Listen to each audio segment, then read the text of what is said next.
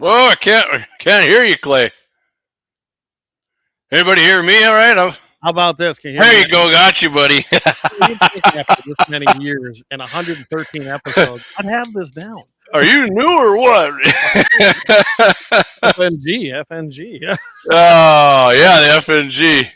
Hey, how's everybody doing tonight? Obviously, I'm not Deacons. Clay and I, we planned a special edition, right, Clay? But all three of our guests fell through, so Yeah, but and Mike's wanted a little time off, and we're giving him that time. So yeah, we're okay. Mm-hmm. I see we're live. Hey, we are live on X. I guess got to get the right name. X. Perfect. That's right. And I'm telling you guys, it's a really clear. So yeah, we're doing good, and I do like X because it is so clear over there. It really is. Not only that, like we said, Elon gives $32 million a month to DJT. That's right. Eric Newman says rookies. Yes, we are.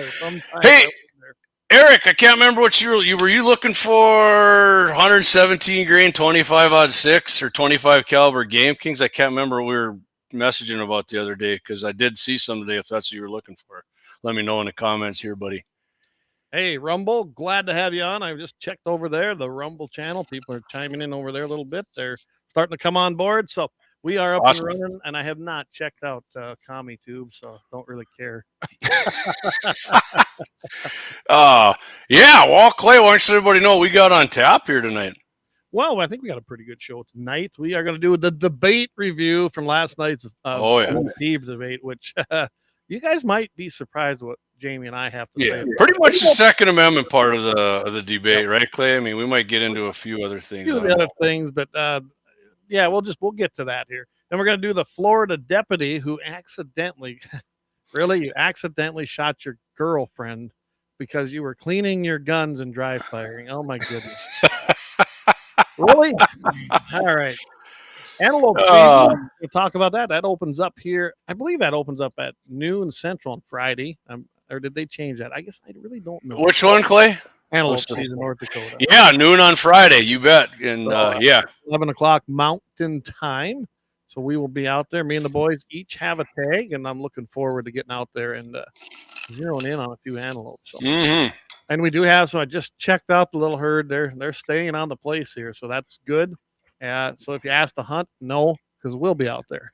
Okay, awesome. Well, Eric said, it's a 25 cal. Yeah, it's Evening Down Brown. Yeah. It was 117 grain Game Kings, Eric, and there was this pile of them at Man Down Sporting Goods. There we go. And I'm going to talk about what the boys are going to be using for guns. We kind of love that. Hey, I'm looking forward to it. If we have a little time, we're going to sneak in the badass of the week. We did not do it last week because we just kind of went down a lot of different rabbit holes with Scott and Jake. I thought it was a great show. If you look at the views, it was a really good show. Everybody loved it. The sound, I think the podcast downloads are up there pretty good too. Awesome. Yeah, and then after that, Clay, we're going to finish up with the double your pleasure. Double your pleasure happy ending. Clay's got one and I got one. And they end perfectly, don't they? Yeah, they do. Yeah. Mine even took a little longer for the happy ending to get there, which you'll find out. I mean, it's a short story, but it's the kind I like. So, all right, Clay. Keep this baby rocking and rolling like I always do, and that's with our Second Amendment. And I think that's the most important amendment. A well-regulated militia being necessary to the security of a free state. The right of the people to keep and bear arms shall not be infringed. And hey, Governor Walz has nothing to do with hunting. Nothing. Yeah. Hold on, let me write that down. Oh, yeah. Oh, you're supposed to stare intently at me, too, and then write something down and then never look at it again. So, in case you missed it last night, I mean, it was an hour and a half, but we're going to focus on, we finally did, right? We finally got some Second Amendment questions other than Trump having to throw a shot at Kamala there on that one. Yeah, we did. But I got one question. Let's start it out first. Okay. Who do you think won the debate? I think Vance won for sure. I mean, he didn't just totally kick his butt up and down and around, but he won he maintained and had a calm presence. I didn't like, other than the gun stuff too, there was some other answers he said I didn't care for that he could have, but I think it was pretty easily seen that he won. I think he won. I'm going to say that. Did he have this big landslide victory over Walls? No, he did not. Mhm. I'm with you. He came off as the nice guy. He was uh, very nice. I thought he was very well versed. He answered the questions. I thought it was a lot of softball questions. They didn't really get to the nuts and bolts and stuff. And to be fair, he was kind of debating two other people there too. Yeah. You could just see the bias in those two twits questioning. They were leading questions, like really. And he didn't back down when he got cornered. I'll give him that. So I do believe he won, but I'm telling you, it was not this landslide victory. It could have been.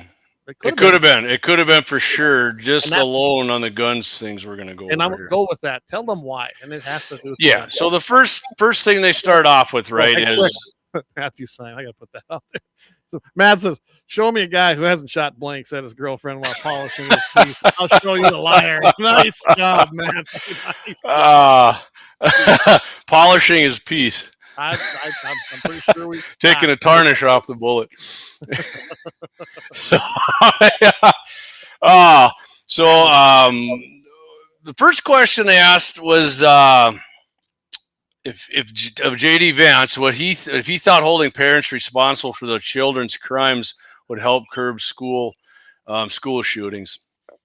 And this is probably the best answer he had, Clay. He said depends on the situation, right? Whether the kid took the gun from them or they outright bought him and gave him one or something to that effect. But it kind of went downhill from there. I don't remember that Walls answered anything on it, but then it kind of went to school security kind of thing there. And right off the bat, Vance says, we don't need our schools to look like a military installation or something to that effect with armed guards all around, which I immediately thought, you know what, if they're carrying concealed, you wouldn't know, and who cares if there is a couple in there, really. These kids are that baited out that they can't see a guard and know what a guard is standing there with a gun. Who cares if it's in a school? That was kind of what I thought too. I don't really care if it's in a school, how it looks that way. I think a presence there would deter, honestly, a shooter knowing. And we know this is true because we know that schools with resource officers, and you absolutely know they're armed, most of them. Not all of them. Depends on the state you're in and what the school board has decided. But for the most part, they are armed. And when you have that, it is a deterrent. Now, do we want them to look like a military kill zone? No, and I don't know what he was really talking about there, but he was using leftist language there. I didn't like it. It pissed me off. He did that a few times. Well, and I was watching this, and I was showing you, I was making my notes. Mm-hmm. He used the liberal term gun violence when they asked about the gun violence. So there's a couple things there. When that question was posed to him, the leading question, because that's what it was from the twit. That's what I called him too. Twit. I got a different name, but I'll be Moose Twit. Yeah. Anyway, we won't go down there, but I'm telling you right now, when they asked that question and they said it's the leading cause of child deaths today, the gun violence. No, it is not. Vance never responded, Clay. What's the correct answer? No, it's not the leading. Not leading death of children today is not gun violence. Plus, there's no such thing as gun violence. Don't use that terminology. It's gun control, infringement, gun confiscation, whatever you want to call it. It's anti-Second Amendment. And that should have been his answer. And he should have flat out told him, you are a liar. This is not true. And we have plenty of information. And he could have even done exactly what he did with the other question where they put up the numbers about the illegals. He could have said, and we can post that tomorrow on all of our social media. Because he did do that today. He could have said the exact same thing. Now, I don't know if it's lack of him understanding what's going on. But, I mean, he used the term gun violence. I counted 7 times. Mm-hmm. And I kind of quit counting. Quit using their terminology. Then they're setting the arena. And terminology, words mean everything. It's kind of like we used to call them illegal aliens because that's what they were. Then it went to. I mean, you're a racist now, Clay. Oh, I guess I'm a racist then. Oh, well. But yeah. And then it went to illegal immigrants. No, they're not immigrants. Immigrants come here legally through the system. Then it became, what was one of the terms I heard in between there? Undocumented workers. They're just here for a better life. They're undocumented. Okay. And then it turned into migrants. And then first it was illegal migrants. Then it was undocumented migrants. Then it just became migrants. Now it's just migrants. So I guess you just migrate wherever the hell you want. Don't worry about borders. No big deal. Terminology has everything to do with it. Use the correct terminology. Do not use their, meaning the left. Don't ever use their terminology. There's no such thing as gun violence. There's just violence. Violence exists. Violence and I don't expect, Clay, these people, I don't expect just because they're a Republican or a conservative to be into guns and gun stuff like I am. But you can't, when you have softballs in a debate, stuff you should know, right? And don't use their terminology, number one. Right. But there's plenty of stuff you should know. Number one, really, if you take the leading cause of death among kids, that's because the CDC goes all the way up to 20-year-olds now. And if you go down to who are actual kids under 18, right, 17 and under, the gun deaths, Clay, they go down to number 3, the number 3 thing that actually kills actual children, right? Right. It goes down to number 3, and they keep saying it's number 1. There's no freaking way J.D. Vance shouldn't know this shit. In fact, I expect Walls to not know it, or if he does know about it, he doesn't know. There's just gun violence. He should know the numbers, J.D. Vance. He's on the team of 2A, okay? He's with Trump. He's on the team of 2A, and he doesn't seem like he knows that. Just like he let Walls get by. This was a perfect opportunity when they asked the gun issue. Well, I'm a hunter. I have a gun. I have my shotgun. I used to take I don't care about your shotgun and hunting. J.D. bought right into it, too. No, the Second Amendment is not about hunting. Never has been, never will be, never should be. That is, and then when they talk about how we can just find common ground. No, we can't. I can never find common ground with a person that wants to abolish my 2A rights, and I don't care what infringement. No, I'm not going to let you take this gun away. No, I'm not going to let you take. No, I'm not going to do it. I feel that the NFA is an infringement on my rights. I feel the 1968 Gun Control Act is an infringement on my rights, and I truly do believe that. And that's why the NRA formed ILA, and we went into that. I'm not going to go into that tonight, but that was formed after the 68 Gun Control Act because they weren't going to take it anymore. And I don't care what Gumshoe thinks. He's wrong on that issue too. But yeah, you're going to get me all wound up. But here's the way you answer this. The Second Amendment is not open to debate.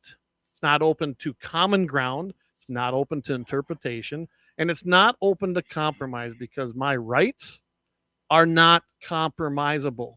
I'm not going to give you permission to compromise my God-given rights, not granted to me by the government, but enshrined and recognized that they are God-given in our Constitution. That's your answer to that. It's a simple answer. That's what I would do. Yeah, and what he did, what he didn't say, Clay, is ask Walls if he thought arming, was Walls never really said much about it. If he thinks having armed teachers and staff would stop it, because that's what stopped the guy in Appalachia. Like you said the school resource officer, but there was 1 or 2 in the school. That's not enough. Obviously, it's not enough, right? This bozo could have came in the front door and the janitor was over there sweeping, and he sees this guy. He could come in with his gun. He could have ended it right there with no casualties, other than the piece of shit who wanted to kill a bunch of people in the school. But he didn't ask him that either. He didn't ask him that either. Walls' answer to stopping gun violence in schools, gun violence is, banning guns. Right? Assault weapons ban. He mentioned that kind of under his breath. They didn't really go into it. But what he said is, it's sometimes it is. It's the guns. It's the guns. He said that. No, it's never the gun. Never the gun. Vance should have said, tell you what, I was in the military, and you had a full automatic rifle. If you let it sit there, did the gun ever just take off and start killing people? No, it didn't, because it wasn't ever the gun. It's never the gun. And he could have really went after him about the military thing because Vance really served, and of course, as we know, Right. Walls didn't really. I mean, he was in there, but he didn't serve in the capacity he said he did. So, but I tell you what, let's get to a few of these comments. Yeah, go for it. In. Right, Dan said hi. We appreciate you tuning in there. So Eric started off with Walls is a smooth talker and said what you want to hear to get votes, even if it wasn't true. Yeah, I mean that's what he is. Yep. And then she chimed in. She says, first he answered the question, then explained his answer. Elmer Fudd just dodged. I love that. Elmer Walls. There's no such thing as gun violence. Exactly what we just said. There is no such. There's just violence. Okay. There's violent acts, but it's not. There's no such thing as gun violence because guns can't create it. Yep. Eric Newman, but Walls is a hunter. He has a shotgun. Yes, he has a shotgun. He must be 2A. And a deer rifle. And a deer rifle. Jeannie said, did you guys see where a female athlete competed the Appalachian Trail in 40 days? She averaged 55-ish miles a day for 2,100 miles. The immigrants, no, they're not immigrants, Gene. The illegals coming all the way across Mexico must be superhuman. Oh, I guess technically they might not be illegals if they're in Mexico yet. I don't know if they broke the laws in Mexico, but yeah. And hey, Josh is what's up, fellas? Late to the show. What's up, Josh? You're missing I'm all wound up about the So Clay, it bothered me though. Let's go to this one where he does say that, right? You said you mentioned that he said, "I'm a hunter. I own guns." And once again, he said, "You can still keep your guns, but in the same breath, Clay, he said it doesn't make sense to have some of these weapons out there." Yeah, there you go. Guys, there's Walls friends with school shooters because if you don't know what that is, he said he's made friends with a couple with multiple school shooters, right? Not plural with school shooters. Tim, well, I've become friends with school shooters. So someone made this. I thought it was funny. Yeah. So okay, right there, Clay. This is the biggest whiff, in my opinion, that JD Vance did. You can once again claiming you can still keep your guns. I mean, immediately in my head, in my low IQ, right wing knuckle dragon, gun nutted brain, ask him then why do you guys want to always ban assault weapons, and why does your running mate for the woman who wants to be president want to force buyback of guns? So don't tell me I can keep my guns. That's right. You're full of shit. He could have pounced right on that, and he did. Well, JD, that just means Kamala just means like AR-15s. No, because she actually has supported, and it's documented now. She supported a freaking handgun ban in San Francisco. Yes, she did, and she's made numerous comments about buybacks. Semi-autos, she wants them all. Mandatory buybacks, Clay. It's mandatory, not your choice. And it means it's mandatory confiscation. It's not my choice, and you can't buy back something from me that's not for sale. And you never own. So yeah. Brian says, "Sorry, MVs traveling tonight. Have to catch the rerun. No problem, Brian. It'll be uploaded right after the show, and you can enjoy it tomorrow morning. Yep. Actually, you can even enjoy it tonight if you're still on the road." Yeah. Walls is a snake designed to smooth over and look like common sense guy to take away from the scariness of Kamala, nothing more. You're right.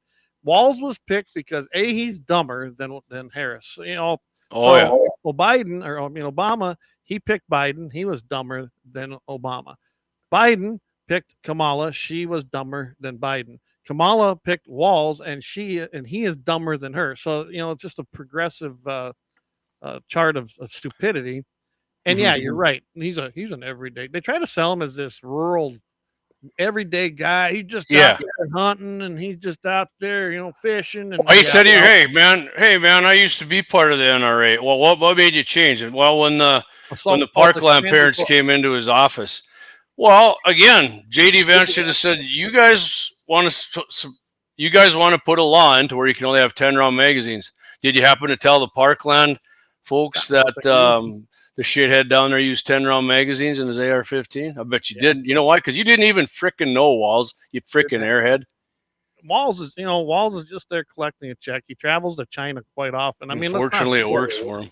Yeah, and he made the comment that while he was in China and seeing all these things, even though he wasn't at Tiananmen Square, But he still made the comment, and I picked up on that it was good to be over there to see how governance works. Really? Yeah, he learned a lot over there, man. You learn a lot about governing. Oh, so you are communist. Okay, gotcha. Perfect. You admitted it. While Minneapolis burned, that little thing when Black Lives Matter went through it and burned. I mean, I was out in Minnesota in that area this year, particularly because I was down there at a hospital where my sister-in-law was at for a few weeks.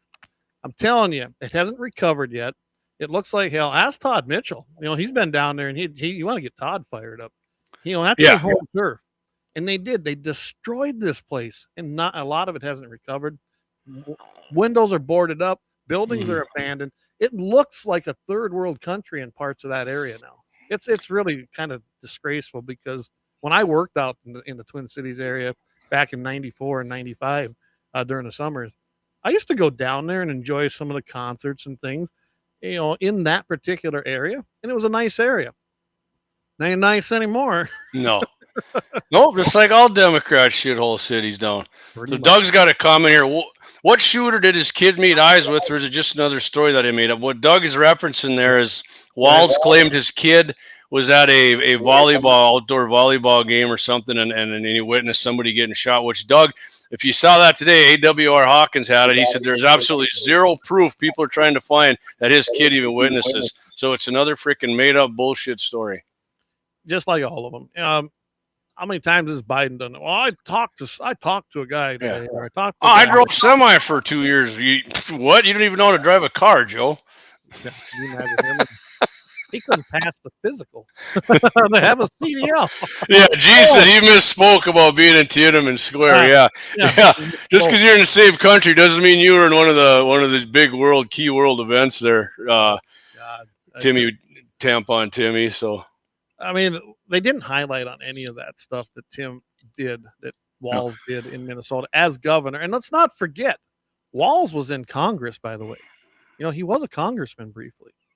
So, for 12 years he was, I guess. That's just, So he does have some knowledge of what happens at the federal government, and he has some responsibility. I'd have called that out. I'd have been like, hey, Mr. Governor, now you and I both have served in Congress. I haven't been there near as long as you, and I've accomplished more. Why on earth do you act like you know nothing about any of this because you were there? For how many terms? 6 terms. Oh, because you're just a do-nothing Democrat like the rest of you. Well, what I want to do, Clay, is when we have Kelly on next week, I want him, not that he needs anything else on his plate, kind of like yourself, but he even's got more stuff on his plate than you got, but I want Kelly, well, you're wondering I'm talking about, our future governor, Kelly Armstrong, is going to be a guest. Me and Clay are going to have him on next Wednesday. Special edition 2. But anyway, I want him, because if you've never seen Kelly Armstrong on the floor of the House talking gun rights, Second Amendment, and gun laws, that guy's, if he's not the best guy in the House of Representatives, the United States House of Representatives, to defend your Second Amendment and guns in general, I don't know who is. If maybe somebody's on par with him, but that guy's awesome. He needs to start his own thing for these Republicans when they do debates to coach these people up on how the hell you answer questions. Like I said, whether they're a big gun person or not, you need to be able to answer these questions, because Trump's not a big gun guy, but he's still a good defender of our Second Amendment rights. You don't have to be like me and Clay and a bunch of people who listen and do shooting videos and shit, but you got to know you got to have your pillars in there, man. The biggest thing for any politician that's running, that believes in this country, they better know what the Second Amendment actually means. It's not tough. Second Amendment is about our right to keep and bear arms, and it's to protect us from tyranny. It truly is.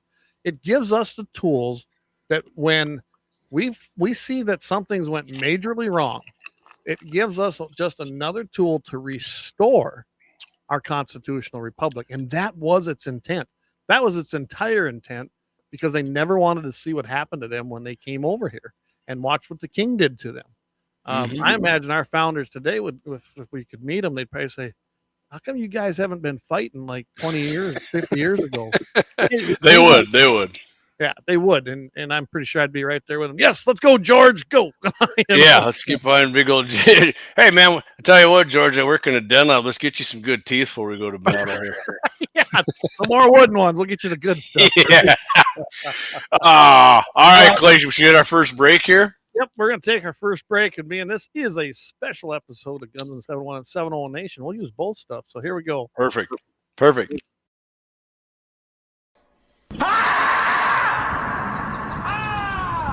That's a war face. Now let me see your war face. You don't scare me. Lauer Auto Repair, located at 309 South Washington Street in Bismarck, North Dakota. Give them a call at 701-258-6308. The team of mechanics at Lauer Auto can take care of any problem your vehicle is having. And when you do business with Lauer, you can be assured you're doing business with a pro Second Amendment America First repair shop. There are plenty of other auto repair shops in the Bismarck-Mandan area. But why take a chance at patronizing a shop that might not have your beliefs at heart? Make no mistake. Lauer Auto is your pro Second Amendment repair shop. When you talk to the guys at Lauer Auto, don't forget to tell them that you heard they are a sponsor of Guns and the 701 and that you appreciate their support of our pro Second Amendment, pro North Dakota live stream and podcast. That's Lauer Auto Repair, 701-258-6308. 701-258-6308. Located 309 South Washington Street in Bismarck, North Dakota. Experience the exhilaration of power in your hands at Bloodline Kinetics. Why Cerakote? Simply, it aids in firearm preservation while also giving your piece a unique look. Barrel threading, NFA laser engraving, bolt handle threading, mount, level, and bore, sight scope chamber, rebarreling, and much more. Bloodline Kinetics is meant to reflect a long American lineage in gun ownership, who stand for the Second Amendment rights, Bloodline, and the science behind gun accuracy. Kinetics. To some, it's just a constitutional right that can go away. To us, it's in our American bloodline, and we believe it should stay that way.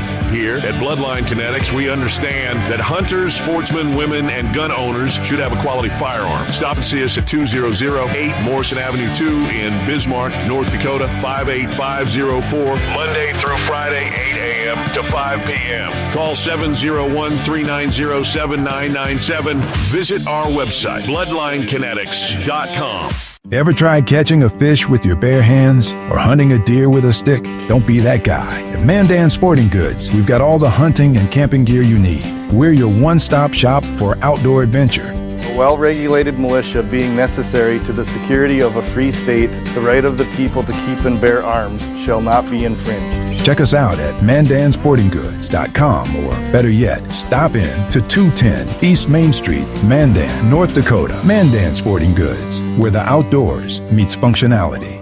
Store hours, Monday through Saturday, 9 a.m. to 6 p.m. Closed Sunday. Take up arms at Mandan Sporting Goods. Your adventure starts here. Discover the world of firearms at Bismarck's Double H Gun Shop. With a wide range of products from handguns to rifles, we cater to all your shooting needs. We are your local gun experts. Not only do we sell firearms, reloading supplies, targets, and whatever your heart desires, but we also have a ton of knowledge and answers. We shoot, we hunt, we compete, we reload. It's been the Howard's way since 1976, and we ain't fixing to change anything. Visit our website at hhgunshop.com to browse our inventory. Double H Gun Shop, Bismarck's best new and used firearm reloading supply, gunsmithing, and sporting goods store. Double H Guns. Double H Guns. 1021 South Washington Street, Bismarck, North Dakota. Call 701-223-4888.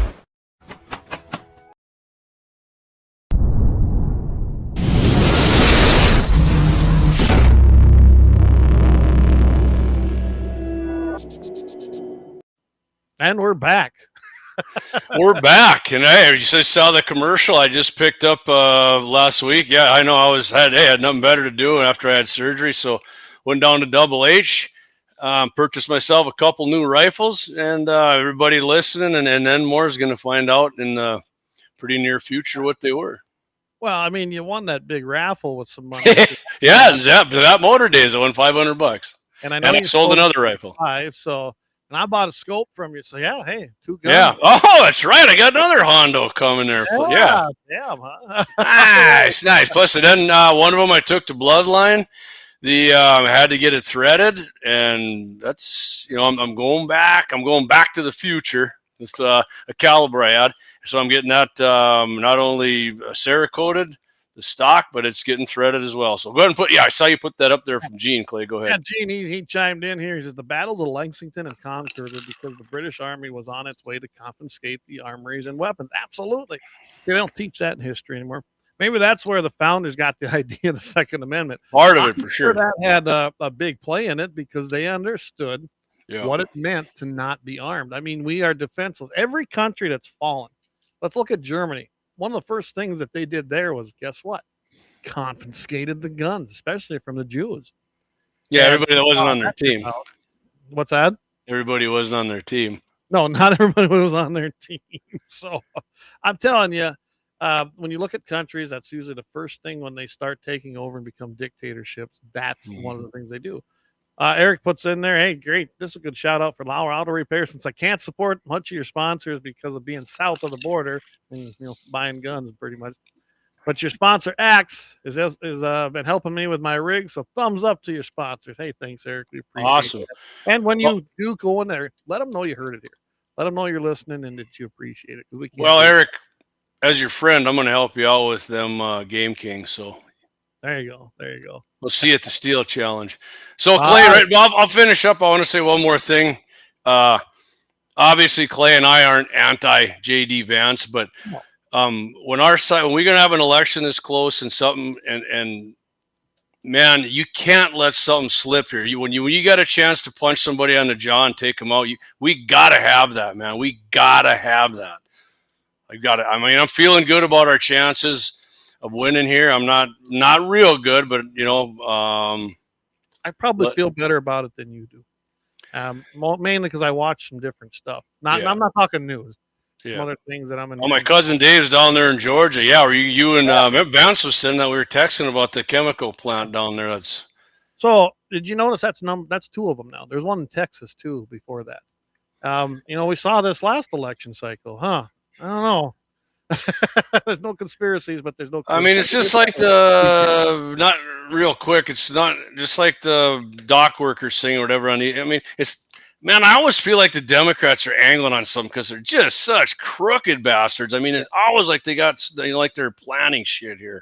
Oh, it's hard for me now. Yeah, it's too coincidental, but yeah. Mm-hmm. Gene, he says WW2, there was a drive to get arms of all kinds for England. Mm-hmm. The German invasion. Now the British government has banned those guns. Now, yeah, exactly. I mean, they were using any piece of shit gun they could get their hands on. It was kind of like when Ukraine went to war and we started sending everything over. Oh, at least when AR-15 finally became a weapon of war. Weapon of war. I knew that was coming. So thank you for that. I'm proud to say now that joins the ranks of so many more of my weapons of war. Finally, the AR-15 is on par with the musket and the lever action as a weapon of war, Clay. Absolutely, absolutely.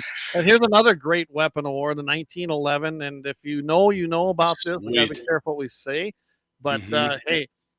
Just throw a 20 and we can get you set up. You know all about it. So that looks way better in person. I have actually laid eyes on it. That's sweet.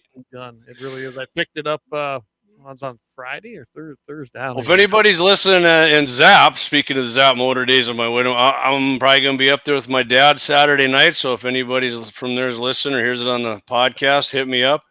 Maybe you can get yourself that. So. All right, Clay, let's move on to the, what was it again? Gun cleaning, and it just went off, right? Yeah, I've used that excuse. Just went off. Don't know what happened.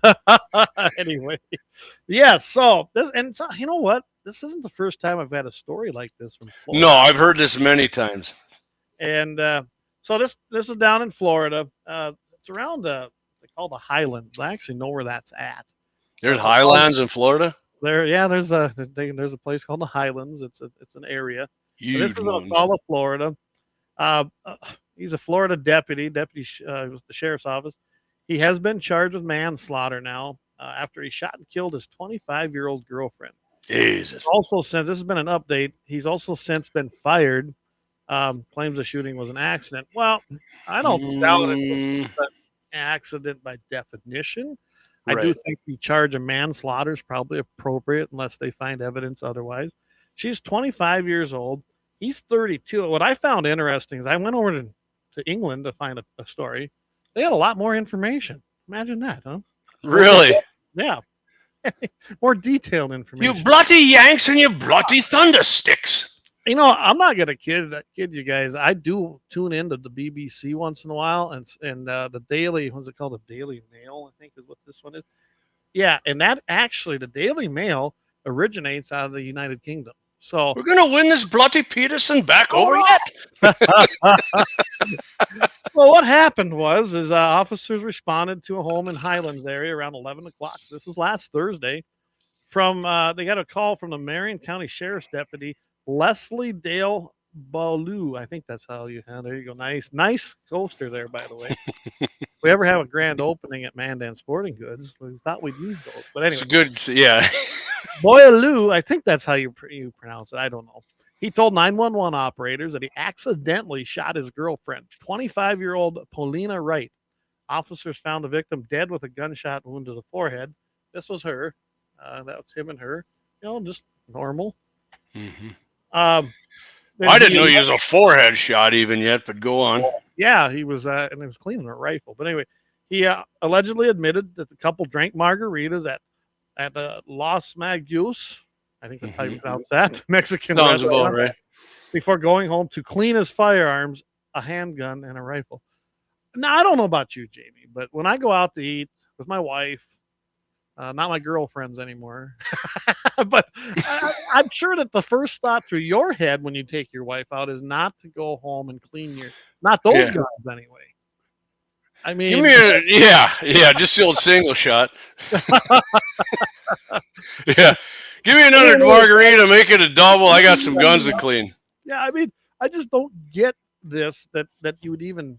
What was the purpose? But So anyway, it was actually a rifle that this happened with, huh? Okay. Yeah, and did it say it the dreaded AR-15? It was not. It sounds like it was a bolt action. Oh my God, that's even worse. Even worse. Probably a weapon of war. Probably 30-06 Springfield. It is a weapon. Bolt actions are weapons of war. 100% it was. So here's what he told officers, though. He told the officers when they arrived that he was clean, that him and his girlfriend were cleaning and dry firing the weapons. Now, I'm trying to picture this. Can you put this in your mind, everybody? Here's a couple out that one's 25, one's 32. They're out on a date. They're out, whatever, having fun, drinking some margaritas. Hey, let's go home and clean our guns and dry fire them.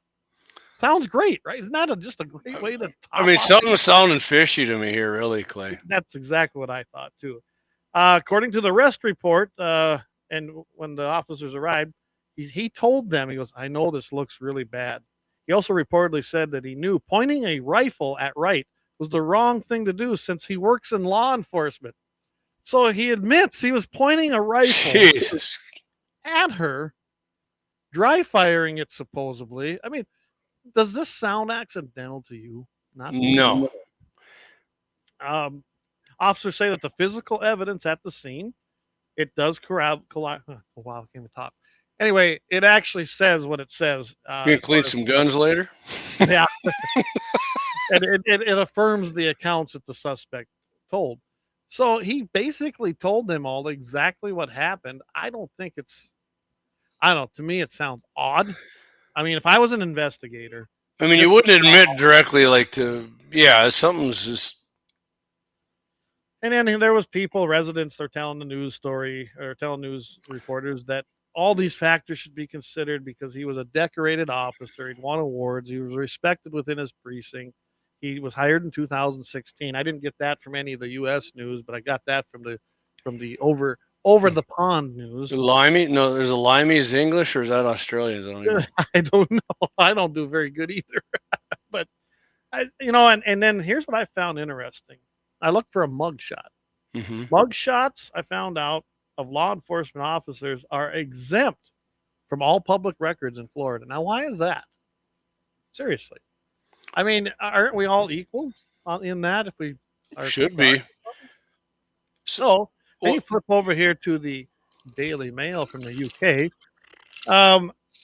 they had a few more things, though. They had reported, which this did not, and nothing did. It said, on Saturday morning, Boileau faced a judge wearing his yellow jumpsuit and handcuffs around his wrists.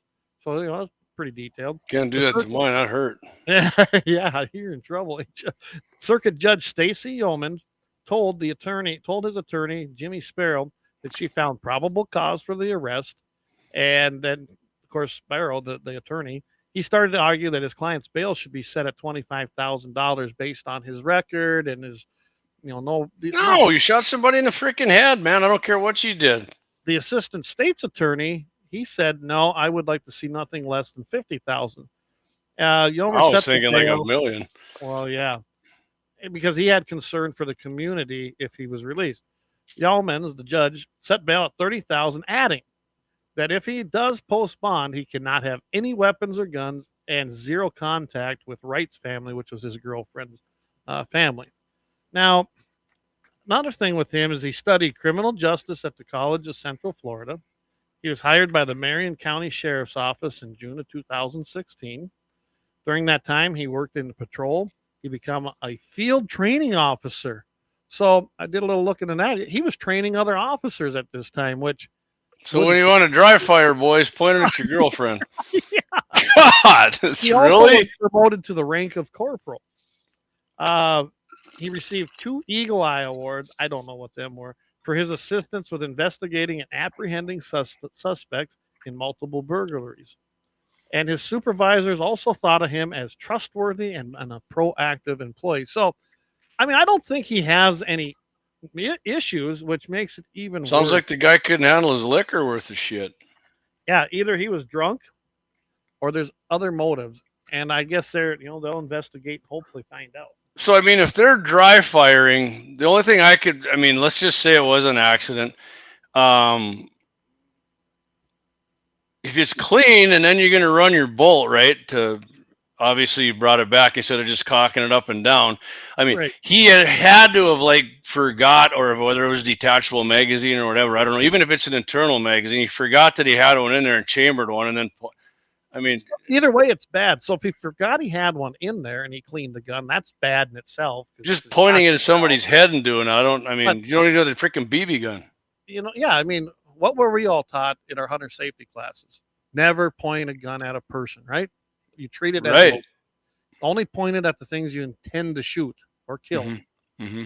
You never pointed at anybody. You always keep it down. You treat every gun as if it's loaded. I mean, this was drilled to us. And by the way, I didn't take my hunter safety till I was 20, 21 years old. Yeah, I mean, I knew that before I got the hunter safety from my relatives. Right. So. And I've drilled that into my kids' heads that you never, ever point your gun at anybody unless you intend to shoot it. Yep. Shoot them in self-defense, obviously. Otherwise, you don't do it. And they're really good about that. So, I don't know. How drunk was he? Because, a couple margaritas. I've had a couple margaritas, and I'm not so... I don't know. I wouldn't go home after that night and say I'm going to clean my guns and dry fire them. You know what? I've cleaned my guns and enjoyed a beer or whatever doing it, but I didn't just go out drinking and then come home. And so what we got to do, Clay? Who do you think the most popular country singer is right now? Maybe Al Dean or. So what they got to do? Here's my advice to one of them. You guys you country singers want to contribute to gun safety, right? Bring back that Johnny Cash song when he was dry firing his brother and he had one in the chamber and killed him by accident. Yeah. Right? Don't do that shit. Don't do that. We know what happened, right? It's that simple. I'm still trying to wrap my mind around the fact that you and your girlfriend are out, or your wife, you're out, having a few drinks, just probably a date night. Let's go home and clean guns. Okay, fine. I can even accept that. But to dry fire them, pointing them at each other? Let's dry fire and pointing at each other. Were they playing some twisted Russian roulette shit or what? I was gonna say, let's play strip roulette. Or something. It makes no sense to me. Yeah. All right, let's get to some of these comments. Gene Cox, he says, I watch Sky News Australia sometimes. They have a segment called Lefties Losing It. Now I want to watch. That must be a long segment. Multiple series episodes. Eric says, when I clean my guns, there's nothing in the gun. And if it's a bolt action, the bolt is out, so it's impossible to shoot. Exactly. When I clean my bolt actions, I'm just like Eric. It's in my vise now. I bought a nice vise for doing this, for cleaning them. The bolt comes out. I take everything out of it. If it's got a detachable mag, it comes out. I double check, and I make damn sure there's nothing in there. Because even downstairs here, where generally no one's going to be coming down, I still don't want to shoot through my wall or into my basement wall and deafen myself. I'm deaf enough as it is. But yeah, it's 101 safety. Josh Patterson says, I've been drilling that into my kids' heads since they got their first 22s at a very young age. Never point a gun to everyone. Same here. I'm sure we've all done it. And you know what? None of our kids have ever had an issue. Now, I do worry about some of the friends my boys bring home, and I'm very cautious. I won't let them go out and shoot on their own. Braden, I'm okay with, if Braden and Leighton do, but Braden now has been here long enough and with us long enough as far as doing things. He knows the rules, and he's very good about it. That's who was with us up there that day. Yep, yeah. I was going to say he was in full control of his firearm there. So Eric Newman, you took it from my dad, and he is 100% drilling and safety in fact, your dad, Eric, is the guy that introduced me to hunting and shooting. I always tell everybody I'm the example of taking kids shooting and hunting because I never done it till I was 16 years of age. And nothing against my dad. We did try it once there, but just dad didn't like to hunt. And Eric, Ryan's dad, they took me out, and Dell, I think he thought I was a little bit crazy at first, but we're okay now. Yeah. Well, not all the stories we tell on here are happy endings, Clay. So no, not all of them. And don't worry, we got a few coming, but we got a double header. So, what do you think here, Clay? Should we hit our ad and then come back and do the badass, and then? I think so. So yeah, we'll do the 701 quad. So this will be a little longer ad again. Go ahead and hit the head or refill your drink, and we'll be right back after thanking our sponsors.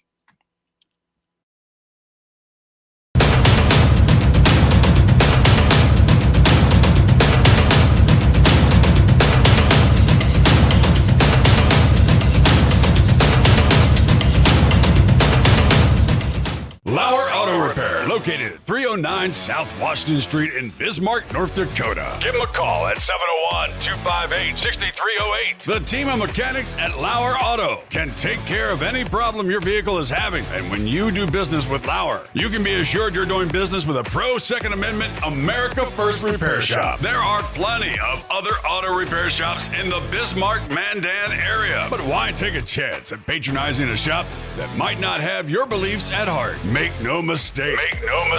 Lauer Auto is your pro Second Amendment repair shop. When you talk to the guys at Lauer Auto, don't forget to tell them that you heard they are a sponsor of Guns and the 701 and that you appreciate their support of our pro Second Amendment, pro North Dakota live stream and podcast. That's Lauer Auto Repair, 701-258-6308. 701-258-6308. Located 309 South Washington Street in Bismarck, North Dakota. Experience the exhilaration of power in your hands at Bloodline Kinetics. Why Cerakote? Simply, it aids in firearm preservation while also giving your piece a unique look. Barrel threading, NFA laser engraving, bolt handle threading, mount, level, and bore, sight scope chamber, rebarreling, and much more. Bloodline Kinetics is meant to reflect a long American lineage in gun ownership, who stand for the Second Amendment rights, Bloodline, and the science behind gun accuracy. Kinetics. To some, it's just a constitutional right that can go away. To us, it's in our American bloodline, and we believe it should stay that way. Here at Bloodline Kinetics, we understand that hunters, sportsmen, women, and gun owners should have a quality firearm. Stop and see us at 2008 Morrison Avenue 2 in Bismarck, North Dakota, 58504, Monday through Friday, 8 a.m. to 5 p.m. Call 701-390-7997. Visit our website, bloodlinekinetics.com. Ever tried catching a fish with your bare hands or hunting a deer with a stick? Don't be that guy. At Mandan Sporting Goods, we've got all the hunting and camping gear you need. We're your one-stop shop for outdoor adventure. A well-regulated militia being necessary to the security of a free state, the right of the people to keep and bear arms shall not be infringed. Check us out at mandansportinggoods.com, or better yet, stop in to 210 East Main Street, Mandan, North Dakota. Mandan Sporting Goods, where the outdoors meets functionality. Store hours, Monday through Saturday, 9 a.m. to 6 p.m. Closed Sunday. Take up arms at Mandan Sporting Goods. Your adventure starts here. Looking for the best gun gear for every and any situation? Little Angry Man Arms LLC has you covered. Top-notch guns from top-name brands like Winchester, Glock, Sig Sauer, and Ruger to essential extras from Magpul's, Streamlight, Hollow, Sun Optics, and more. Little Angry Man Arms LLC have everything to make your shooting adventures a success. Visit littleangrymanarms.com today and gear up for your next big hunt, competition, or home defense. Don't miss out on our exclusive deals. Little Angry Man Arms LLC, based in Trail City, South Dakota, your ultimate hunting partner.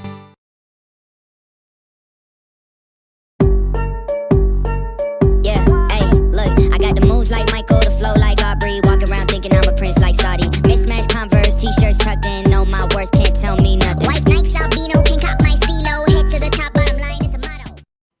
And we're back. And before you jump on my case, I know that's Arnold, and I know he's not a friend of the Second Amendment. I was just thinking that, Clay. Blame Mike. He made that. Hey, X is, hey, we got 17 on here. Plus, I seen X. We had some good viewers on X. Thanks, X. Appreciate you guys. Appreciate everybody tuning in, man. 8 total with both Rumble channels. There's 5 on one. So yeah, like comments here that I want to get to. Yeah, go for it, Clayton. I gotta laugh because when we were talking about that, David, he's over there on Rumble. Says, it's my gun and my cleaner. I'll clean it how I want. and I know who this is. Hey, Matt, good to have you chiming in there. There's an instructor at the trap club who checks your sight pattern by having you open the breech. Then he pulls the barrel up to his eye and looks straight down the business end. Drives me nuts. Wow, that's got to be right there at Bismarck too. I imagine that's Capital City. That's not exact. I wouldn't do that. I'm feeling uncomfortable just reading that.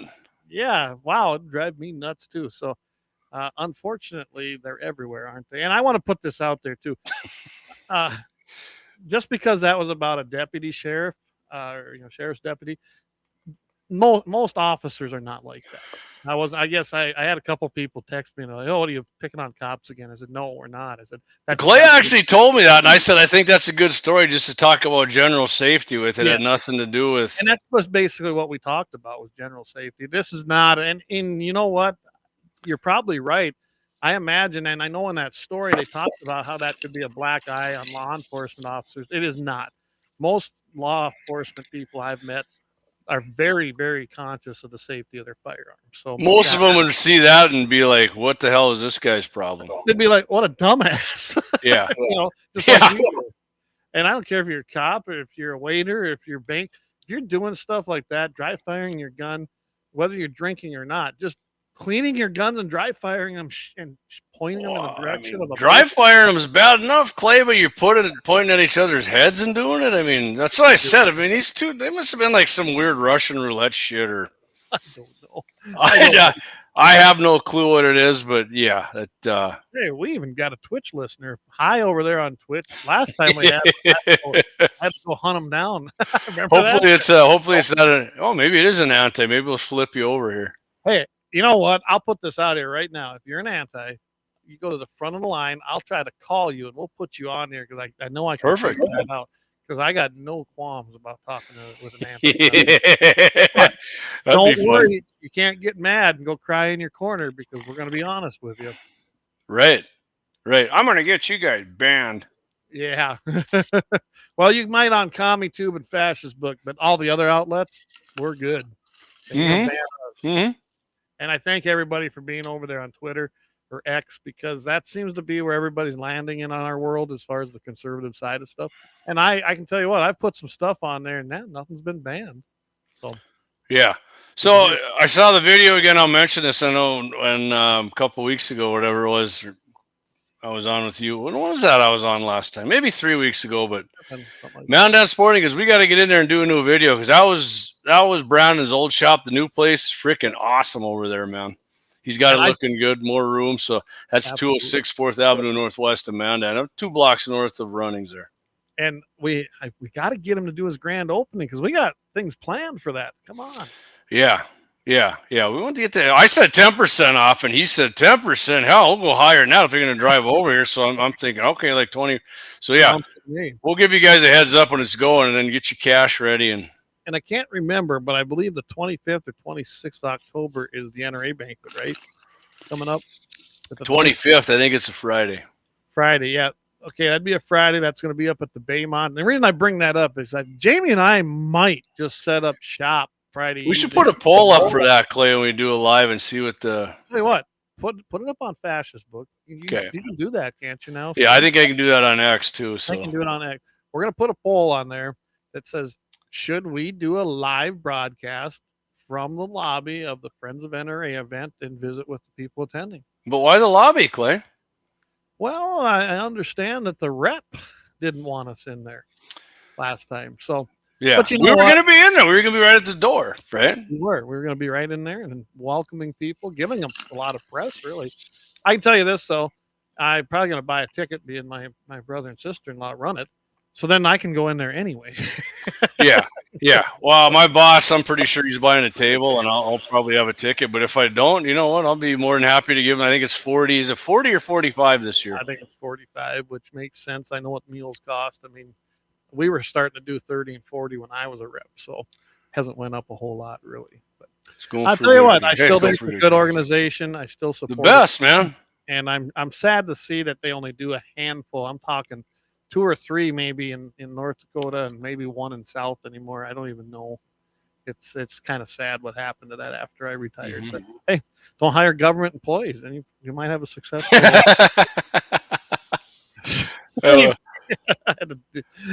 Doug's gonna be there. All right, Doug. Yeah. Did you get a table, Dougie, or did you just get get some tickets? 'Cause I know I sent Bob down there to talk to you. He was. Well, if you got a table, Doug, I'd buy in on that with you. So I'll split it with you, but let me know. Because I'm planning to be there regardless. Well, we know one guy, Dougie. Before you come there, if Clay and I do this, go ahead and have a few cold ones at home so we can get you It'll pretty put you on. talkative there at the door. Not only that, I have an extra camera, so we can have some fun with that. That we can Perfect. But anyway. Perfect. So, I'll tell you what, we did not get to the badass of the week. We're up at the top of the hour. I think this will work out pretty good. So we're going to do the badass of the week that we had scheduled for last week when I had Scott and Jake on. It's about an 11-minute segment. Deacons does a great job. So I encourage everybody to stick around, listen to it, and enjoy it because it is pretty good. So here's our badass of the week.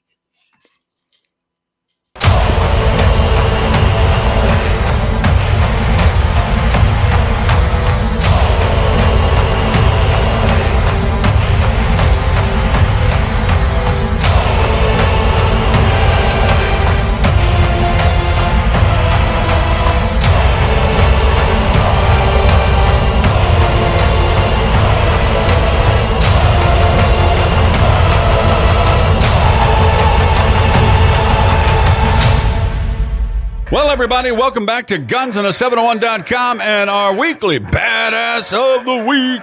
Every week, we make sure that history is remembered by pulling one of those lost stories out of history about someone's badassery so we can continue the oral tradition. This week on our Badass of the Week, we got the adventures of a little guy named Peter Fruchen. Once upon a time in the icy realms of Greenland, there lived a man named Peter Fruchen, standing a towering 6 foot 7 inches tall, with a beard that could rival a polar bear's fur. Peter was no ordinary explorer. He was a Danish Arctic explorer, anthropologist, author, and even a bit of a Hollywood star. But his life was anything but ordinary. Now, Peter's adventures began when he joined an expedition to Greenland in early 1900s. He quickly fell in love with the harsh, frozen landscape and the Inuit people who called it home. He learned their language, adopted their customs, and even married an Inuit woman named Navarna. Together, they braved the Arctic's unforgiving climate, hunting seals, building igloos, writing your name in the snow. You know, typical things. One winter, in the Arctic tundra, a vast expanse of white where the wind howled like a pack of wolves and the temperature was so cold it could freeze the whiskers off a walrus. In the midst of the frozen wilderness, Peter Fruchen, the Danish explorer, with a beard as wild as his adventures, found himself in a bit of a pickle. Peter had been out on an expedition, documenting the habits of polar bears, or some such noble pursuit, when a sudden blizzard hit. Seeking shelter, he stumbled upon an ice cave. It looked like a good idea at the time, a cozy little nook to wait out the storm. But as the snow piled up outside, Peter realized he was trapped. The entrance was completely blocked by a wall of ice and snow. Now, most people would panic in a situation like this, but not Peter. He was a man of action, a man who had once wrestled a walrus just to see if he could. So he did what any sensible person would do. He took stock of his supplies. Unfortunately, all he had was a bit of seal meat, a flask of whiskey, and his trusty knife. Not exactly the survivalist dream kit. Days upon days passed, and Peter's situation grew more dire. The cave was getting colder. His food supplies were dwindling, but Peter, ever the optimist, decided to make the best of it. He built a little snowman, for company, and named it Olaf. Is there a Disney copyright thing here? I think I've heard this story in some aspect before. Just let it go, I guess. Anyway. He even gave Olaf a backstory, a tragic tale of lost love and adventures on the high seas. It was all very dramatic. One particularly frigid night, as Peter huddled in his fur coat, an idea struck him. It was a crazy idea, but desperate times called for desperate measures. He remembered a trick that he had learned from the Inuit, the art of making a chisel from frozen feces. Yeah, I said that right. Yeah. Peter, with a twinkle in his eye and a grimace on his face, set about his task, making a poop chisel. That's right. After a few days of careful crafting, Peter had his chisel. It wasn't pretty, and it certainly didn't smell great, but it was his ticket to freedom. He began chipping away at the ice, slowly but surely making progress. All the while, he kept up the running commentary for Olaf's benefit, complete with dramatic pauses and exaggerated gestures. Finally, after what felt like an eternity, Peter broke through the last layer of ice. He emerged from the cave, blinking in the bright Arctic sunlight, looking like a wild man who had just escaped from a particularly chilly version of Alcatraz. He took a deep breath of fresh, cold air and let out a triumphant roar. That's the best roar I could do. Sorry. Now, Peter made his way back to camp, where his fellow explorers greeted him with a mix of astonishment and amusement. When they asked him how he managed to escape, Peter simply grinned and said, "Let's just say that it was a crappy situation, but I made the best of it." So Peter Fruchen added another incredible tale to his repertoire, one that would be told and retold around campfires for years to come. His escape from the ice cave was a testament to his ingenuity, his indomitable spirit, and his ability to find humor even in the most dire of circumstances. Now, later in the midst of World War II, Peter Fruchen, the towering Danish explorer with a heart as big as his stature, found himself in a dire predicament. Captured by the Gestapo for his involvement in the Danish resistance, Peter was thrown into a German prison. But if the Nazis thought they could contain this Arctic adventurer, they were sorely mistaken.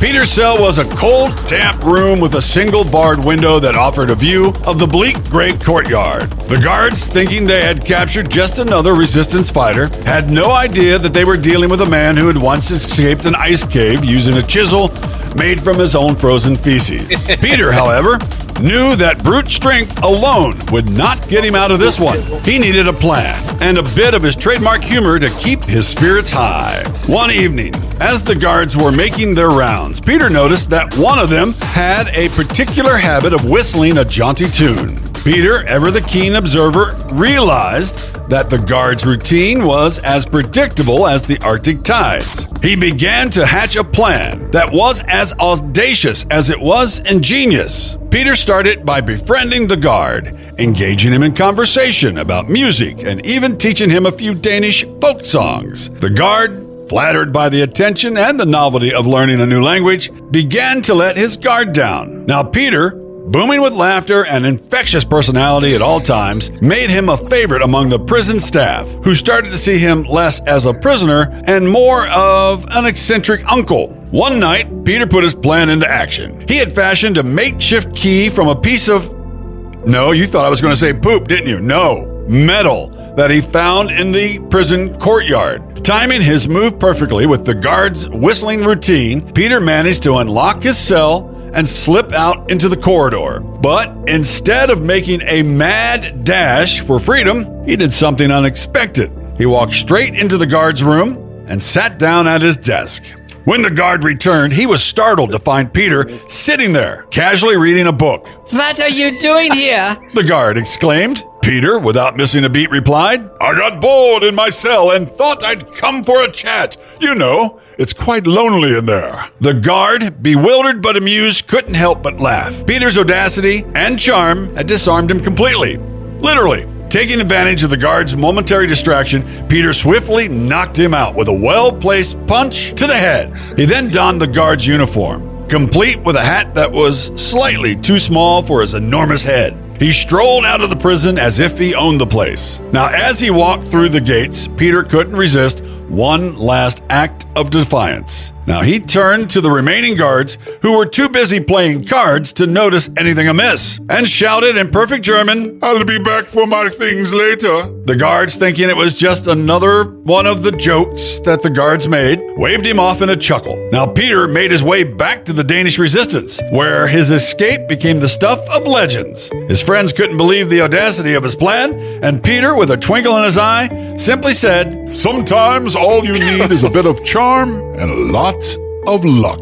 Peter's life was a series of incredible adventures, each more unbelievable than the last. He wrote numerous books about his experiences, sharing his love of the Arctic and its people with the world. He even made a brief foray into Hollywood, where he won an Academy Award for Best Original Story for a film named Eskimo. Now, despite his larger-than-life persona, Peter remained humble and deeply connected to the natural world. He often said that the Arctic had taught him the true meaning of resilience and the importance of laughter in the face of adversity. So the next time you find yourself in a tough spot, remember the story of Peter Fruchen. Whether you're trapped in an ice cave or facing an insurmountable challenge, a little ingenuity and a good sense of humor can go a long way. And who knows, you might just carve your way to freedom with a smile on your face and a poop chisel in your hand.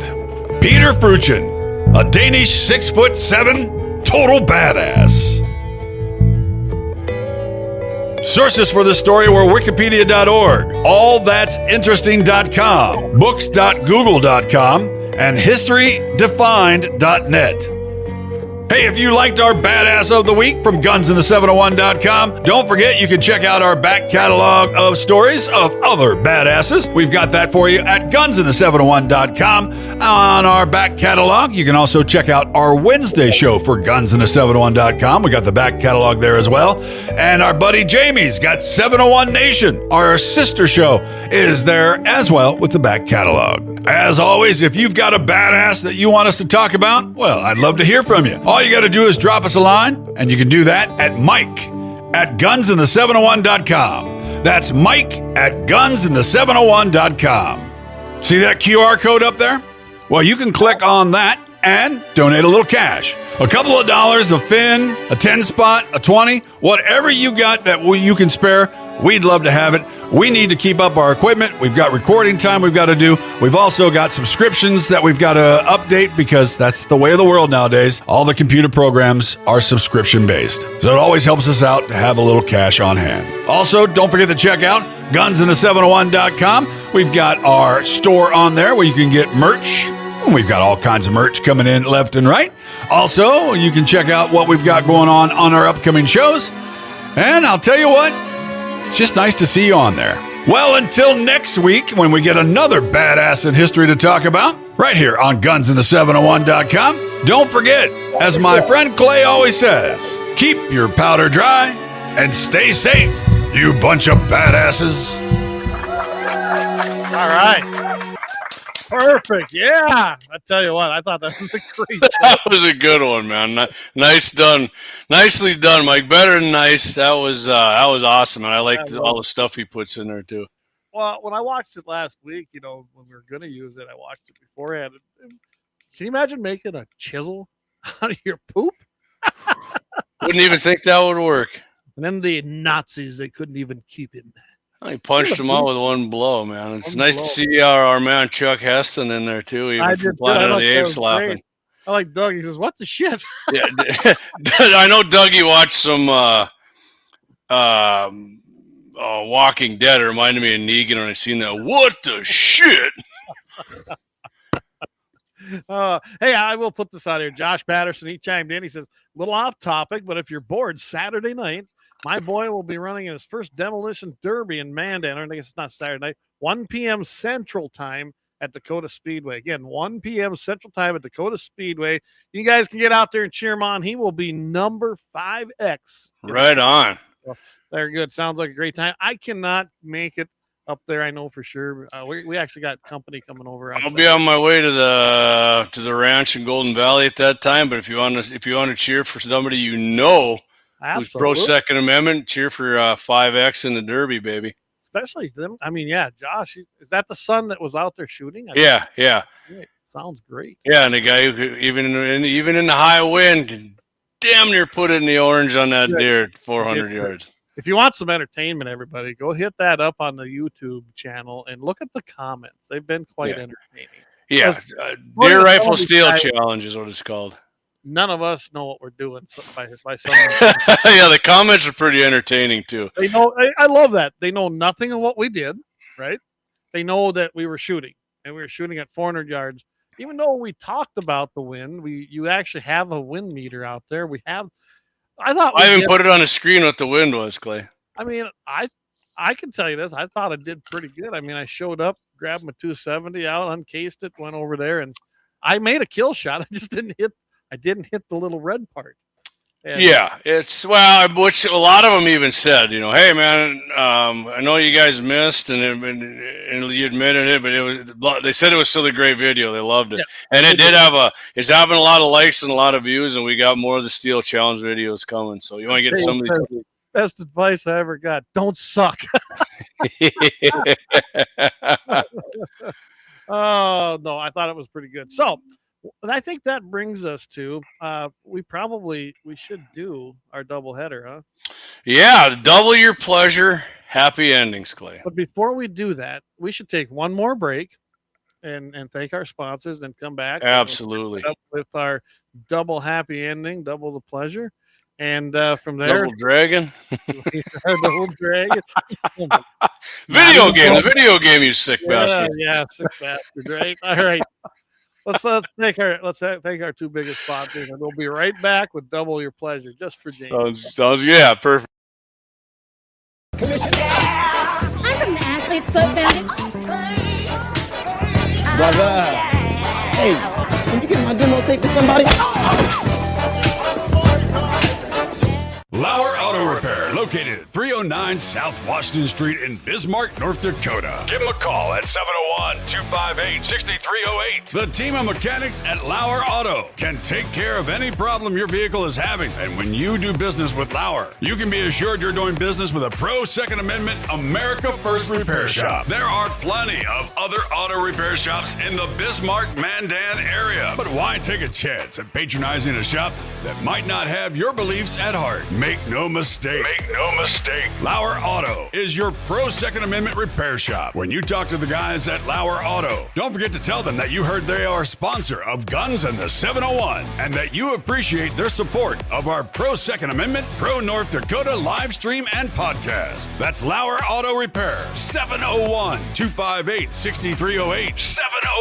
701-258-6308. Located 309 South Washington Street in Bismarck, North Dakota.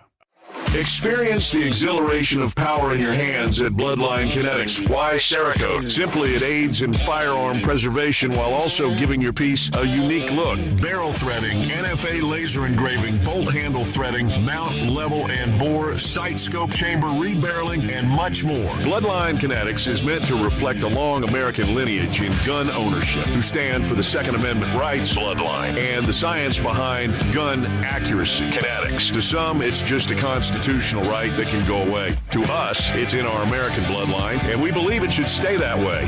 Here at Bloodline Kinetics, we understand that hunters, sportsmen, women, and gun owners should have a quality firearm. Stop and see us at 2008 Morrison Avenue 2 in Bismarck, North Dakota, 58504, Monday through Friday, 8 a.m. to 5 p.m. Call 701-390-7997. Visit our website, bloodlinekinetics.com.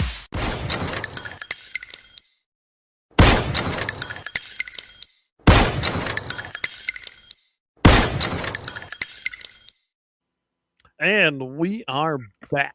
So, I got to slip this in. Gene says 400 yards is a long way, and the wind is the great equalizer. I said, yes, for sure, Gene, for sure. Yeah. We had 16 mile-an-hour gusts out there, and who knows what it really was when you're shooting out that far, the way it goes into that little area. So we got a lot of viewers, Clay. I want to, in case they don't know what we're talking about, we called it the Deer Rifle Steel Challenge, and we had a full-size deer gong out at our buddy Simon Comment Axe, one of our sponsors, Lauer Auto Repair, put with a punch out in the middle of the deer, about where the heart is, but it was a 11 or 10-inch gong, and we painted a 5-inch orange circle in there, and you had to hit that, not from the shooting bench. You had to either prone out or use a tripod or whatever you wanted to do there.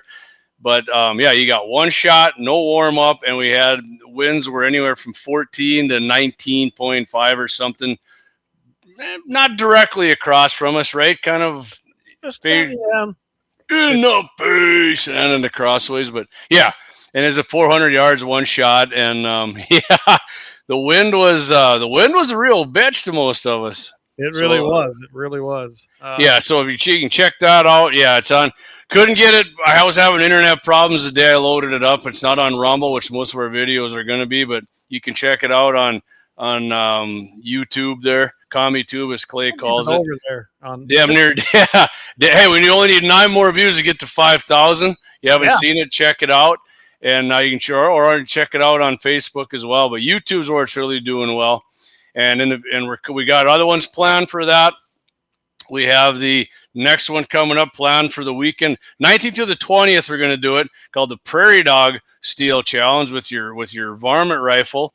And Axe wanted to go 400, Clay, and I said, you know what? The way the wind blows out there all the time, let's keep it at 3. That is a small target. I mean, it's about target. Like this, right? It's just like a little bigger than this 20-ounce bottle at 300 yards. And if the wind's with no wind, right? I mean, that's no wind. Doable for sure. I mean, I'm fairly confident with some wind, which it always is out at the rock range or even down at the wheat range there behind the house. I'm bringing 2 rifles for that. I mean, I'm bringing the Swift at the 6.5. Well, so what Doug and I are going to do, Clay, we were talking, we're going to put he's got more than one prairie dog. We're going to put 1 to 3 and 4, and before somebody shoots, you're going to say, how confident are you feeling? There you go. Right, because there's not going to be a redemption around this time like there was in the other one. You got one shot, and this is going to be your shoot your shot, like the kids say nowadays. I think to prove our confidence, need to stick a little greenbacks in a hat. Oh, for sure. We got to do that pre-hand. And then after that, I would say it's probably going to be after deer season at some time. We're going to do the coyote challenge, and we got a small coyote, and we got a normal size. We got like a coyote puppish size and a full-size coyote, and we're going to do that probably at 4 and 500. And then during the winter, we're going to do the offhand, and we got like the shoulder silhouette like this. You got the orange right here, JD. We'll do the orange on that. We get it in that. We might have a little cash in the hat for that, Clay, right? Oh, yeah. I think it'd be kind of That's going to be offhand standing, one shot for that. And we're talking, right? We started maybe even doing 2A day during the winter sometime. So I think that'd be a good idea too. And I know that if we do a 2A day in the winter, I think we'd even have some special guests show up for that, but we're not going to give that away. So right. So stay tuned. And on top of that, we're going to have all kinds of other videos in between, gun reviews, short deer season's coming up. Clay's got antelope season. Now there's going to be from now until December, there's going to be a lot of great videos coming out here. My weekends are just jam-packed. And next weekend, I'll be coming up to your place. Yeah, Clay's coming up I'm hoping this baby's feeling good enough to where I can run the shotty. I mean, that 410's pretty low on the recoil. I think it's almost like a 22. So I guess I could bring my judge along. You could use that. No, I got that. I'm gonna use that double barrel of Wyatt's, but yeah, we got the new camera. I told Clay I got our new camera figured out. Thing takes super clear video. It's gonna be fun. We're gonna have some good videos. And I got to read this latest comment on here. Go for it. This queer, not queer, Q supporter commented.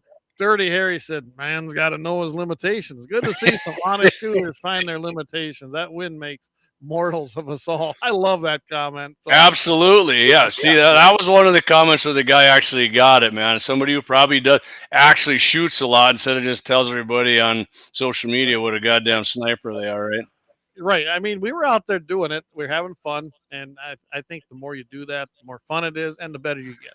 And I was using my old Leupold Berry X2, just a standard crosshair 3-9. Yeah. Because yes, full size deer target at 400 yards looks a little small. Yeah, you had a hell of a shot, man. I think you or Josh's son were probably, without measuring, one of you guys were in second place there, but we had one guy there. He punched Wyatt, I think he knocked the damn gong off and he wrecked it. Axe had to bust a welder out. So yeah, we'll have that, right? All righty. Well, I'll tell you what. Let's get. I think we need to get on to our. We call it happy ending. Slug. I do like that one. So yeah, I mean, I love this segment. We've started it on Mitchell in the Morning. A lot of times Todd lets me get it on there. So tune in for that too. So why don't you go first? All right, Clay. So like I said, normally we got one, but we're doing double your pleasure. We're just going double dragon happy ending here. If somebody doesn't know what a double dragon is, yeah. All right, Clay. So I'll go with mine.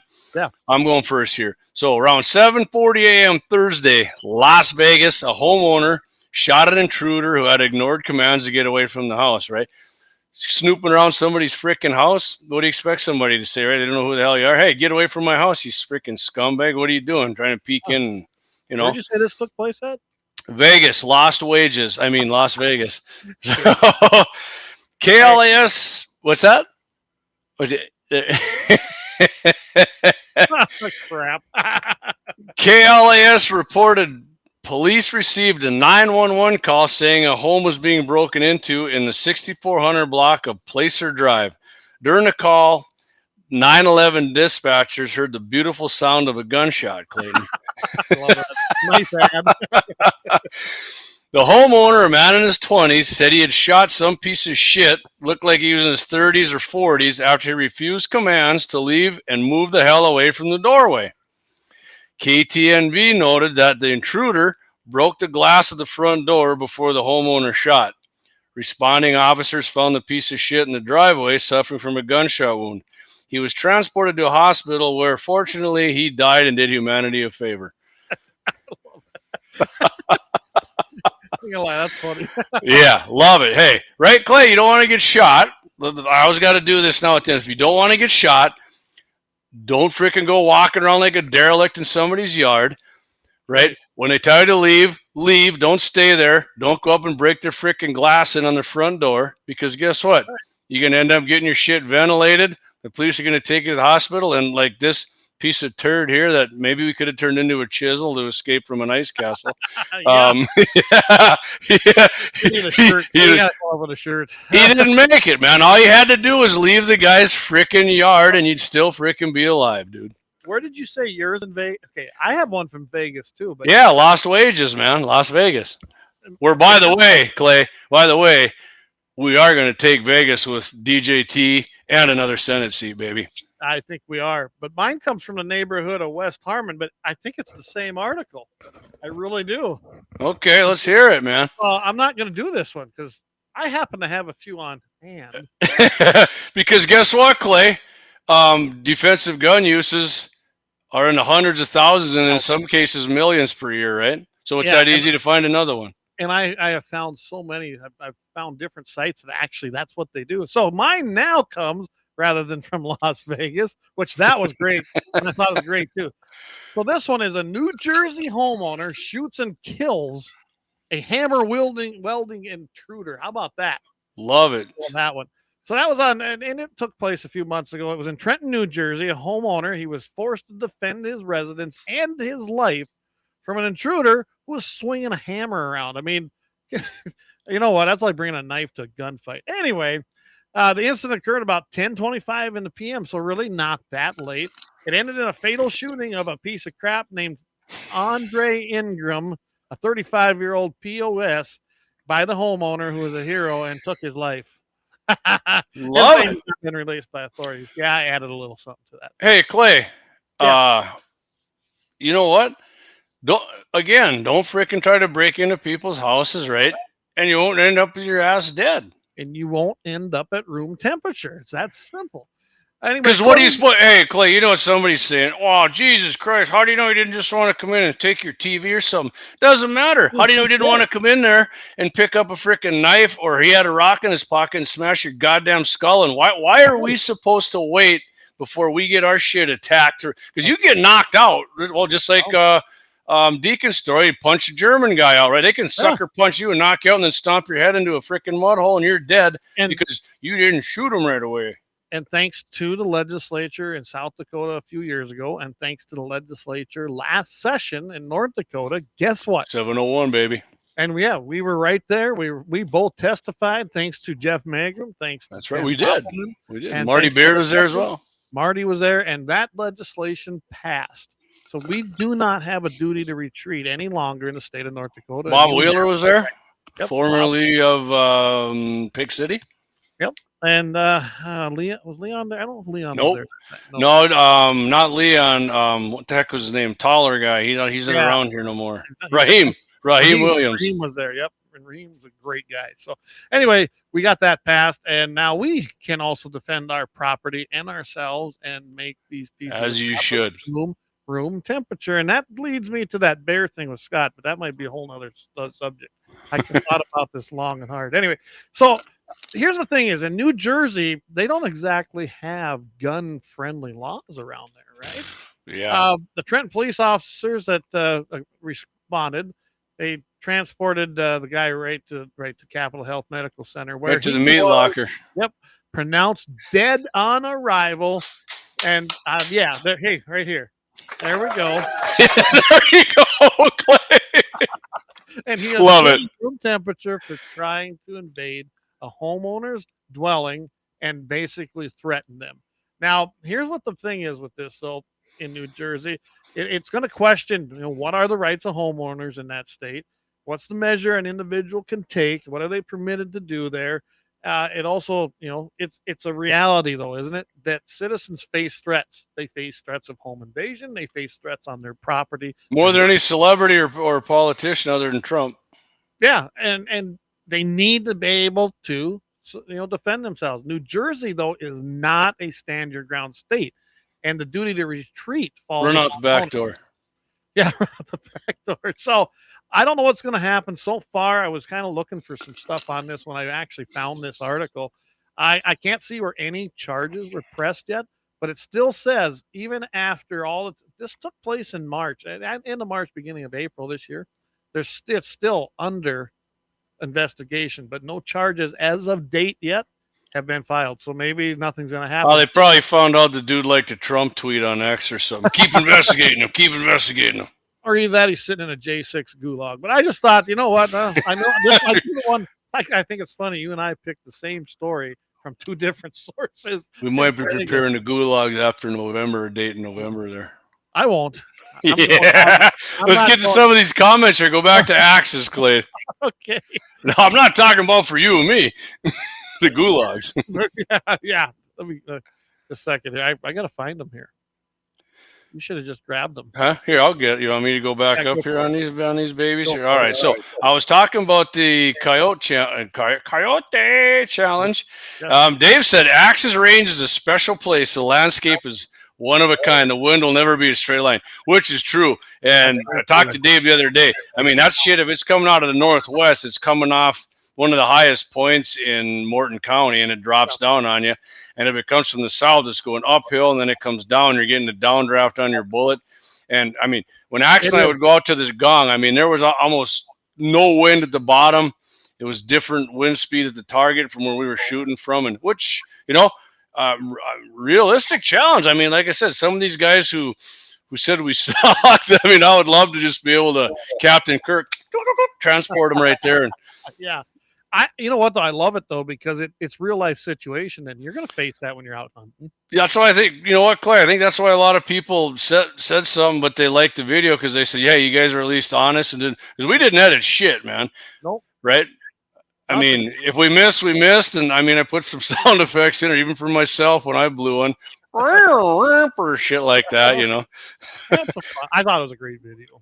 Yeah. So Josh Patterson says, I'm ready to bomb my shop. My boy will do better than me again. Well, we'll see, Josh. We'll see. I mean, get that 7mm weight out to the range. Check it out here. Eric says, I went 5 for 5 on prairie dogs on my way home from work today. All about 200 yards and God's cartridge. God bless you, Eric. If nobody knows what God's cartridge is, that's a 223 Remington, baby.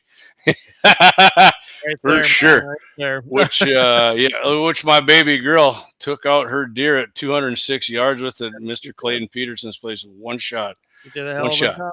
Right there, baby. That's the same rifle right there, and that's a future gun. Not that exact ammo. The ammo hits in the same spot. That's Hornaday soft point. We use Sierra because it did. I mean, that stuff actually held together fairly good in the gel as well at 200, but not like those Sierras did. So, Sierra, we're looking to get you guys on board with us. So, Dougie says, looks like the 20th October will work better than 19th for me for the next challenge. The 20th is Sunday, 19th. All right, Axe, that's going to work. I'm going to go pheasant hunting that weekend at the ranch next day. I mean, you're welcome to come along, as a matter of fact. And the next day we'll hit the prairie dog challenge. And One Shot Cap, hey buddy, good evening, Patriots. Good evening, One Shot Cap. Cap's a loyal follower of GAT701. Did we get him a cap yet, Clay? One Shot Cap, get a cap. We got to get him one. Eric says, I still have one of these here at the place. I know, and I'm slacking. I still haven't ordered any. Man, I got to get on it here because these things are going to go like hotcakes for Christmas. Yeah. One Shot. I'm sorry, but Eric says, ban hammers. Everyone do the government mandatory hammer buyback. Oh, love that one, right? You get that steel going, melt it down. We can maybe make some American-made products with the melted. We can make some guns out of the melted down hammers, right?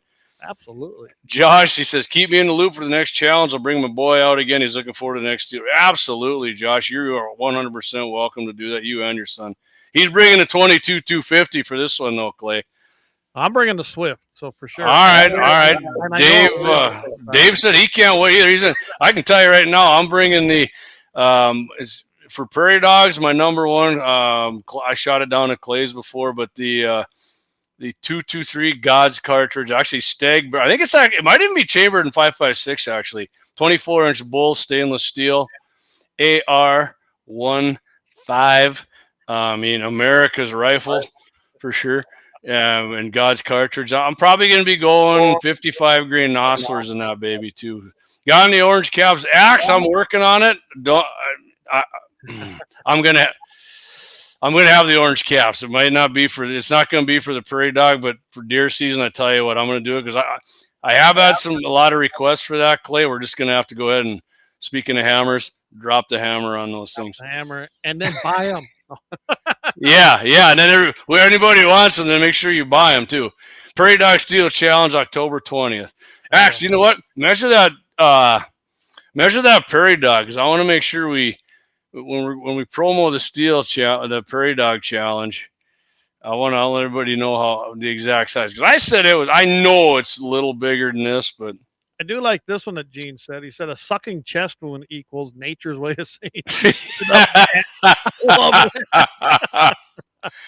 Oh, perfect. Right. And then the good news about that, go ahead, Clay, read that one there now. Yeah, Eric, because I went 5 for 5 on prairie dogs on my way home from work today. All about 200 yards and God's cards. Yeah, I did get that. Yep. Yeah, you're echoing Jamie. Yeah. So yeah, but the good thing about a sucking chest wound, Clay, is it's like go lay in the yard and wait for the cops because it's all over for you anyways, you piece of shit. There you go. Perfect. All right, Clay. So let's do a little. We're coming up hour. Man, I'll tell you what. The second half of the show, I had a lot more fun here. That's because you're drinking, JD. Nah, it ain't because of that. I was kind of uptight about the whole thing with Vance, but I mean we're over that. Yep, that's history. Not Vance Bishop, JD Vance. Well, I tell you what, we can go. I know we did everything already as far as shit! You know what? We forgot your doggone antelope stuff here, man. Let's talk about. We're going 2 hours, man. Just all right. We'll quickly do this here. So antelope season opens up this weekend. Myself and my boys both have, or we all three have tags. We do have antelope on the place. I found them again today. I suppose Friday off. Anyway, so. Well, you did a little shooting. We had one of the guns up there. Leighton did some shooting with the 1-2-43. Found out that I need a scope on it. So after that, we got home, and I put him behind the 7mm08. I thought I'd grab the 257 Roberts, which he did shoot, but it's the 7mm08 that he preferred, which I thought was interesting. I think that's a good round. I really do. So he's shooting that 130 grain soft point Sierra is what that's loaded with H414.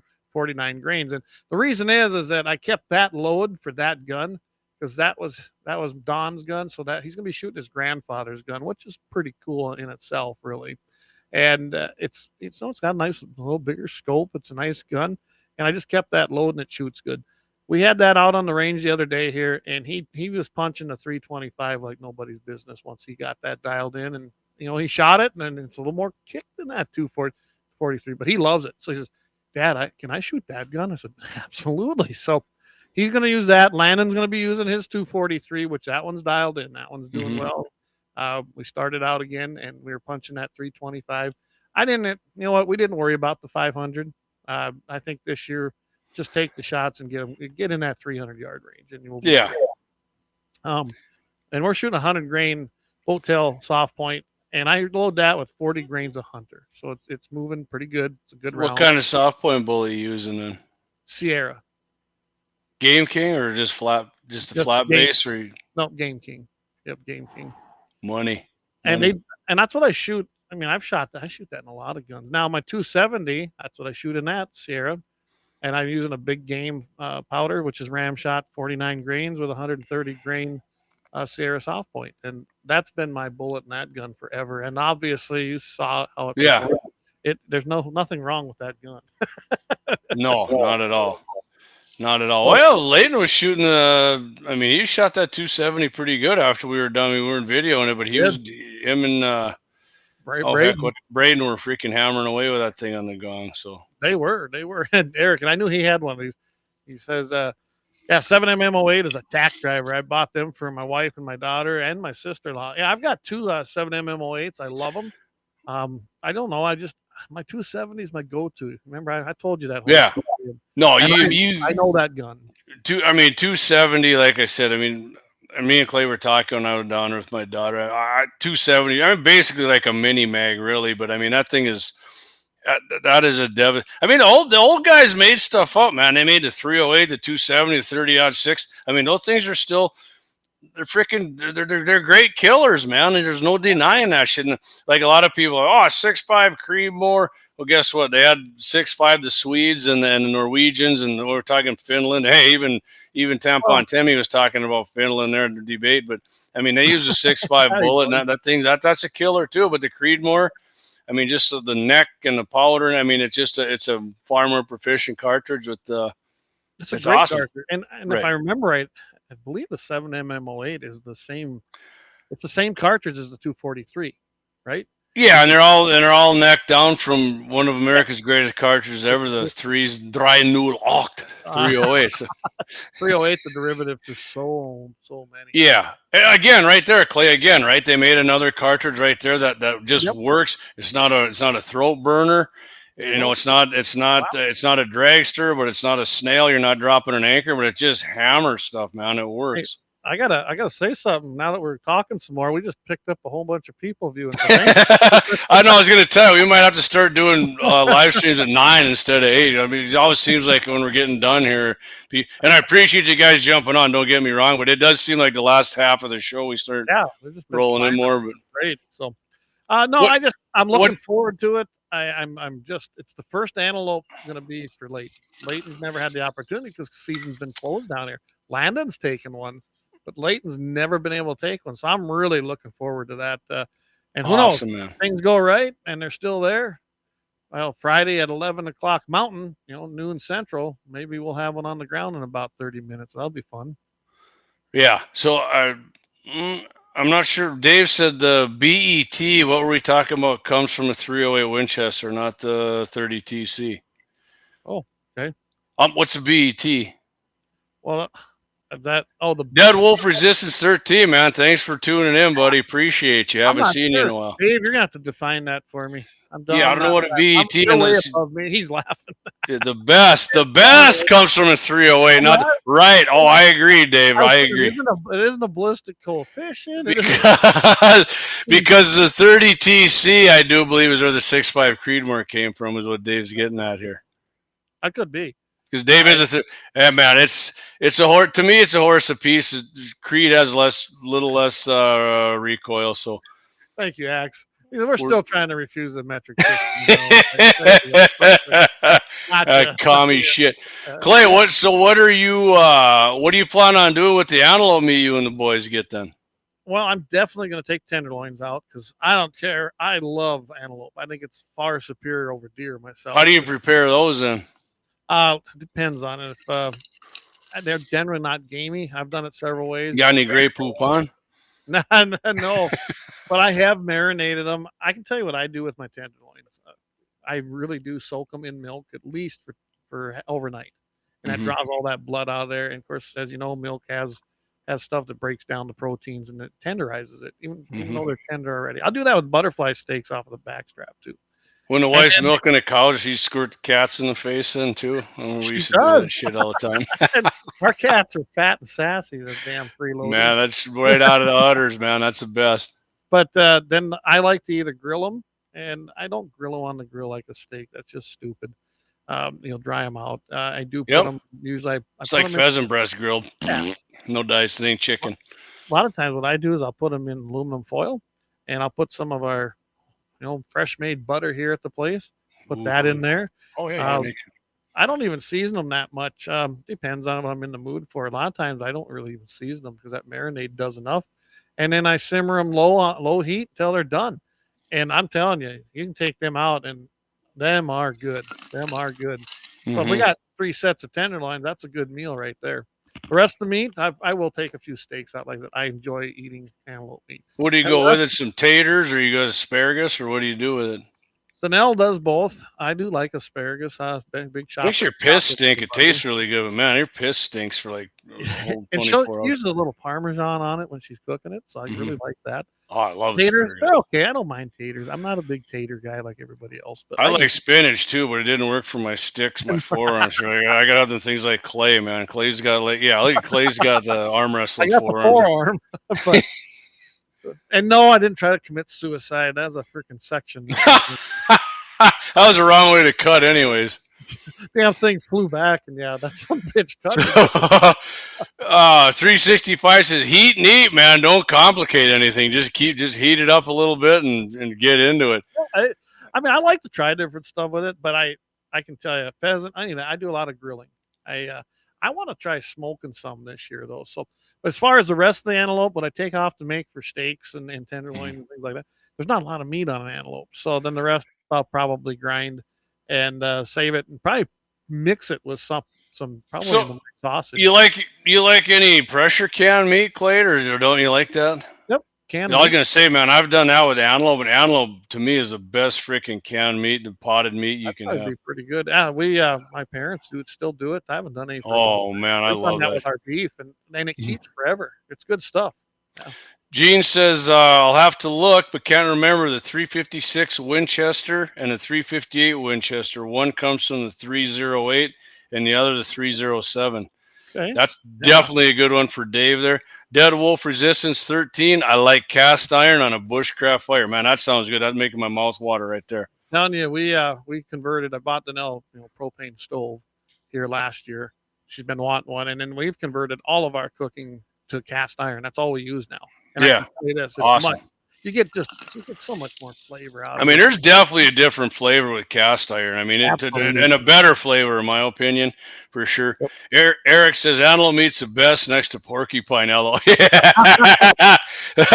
Good. Man, Eric, you had a feast up at the place there a couple weeks ago. Me and my buddy John are up there. There was like 7 or 8. We come over the hill at night, and they scattered, and I think we got 3 or 4 of them. But we just might have to have a little. We're going on porcupine patrol when you're up, Clay. Believe know what it. I mean? Wild game feed of our own. Just invite a few people, have some fun with that. Yeah, well, for sure. I mean, but when you're up for pheasant season, we're going on porcupine patrol that night. I'm game, man. You got that laser on there and all that? I don't have a laser. All right, I'll hold the light. You just do your thing. I just need the one-eyed hound. Bring a. Oh shit!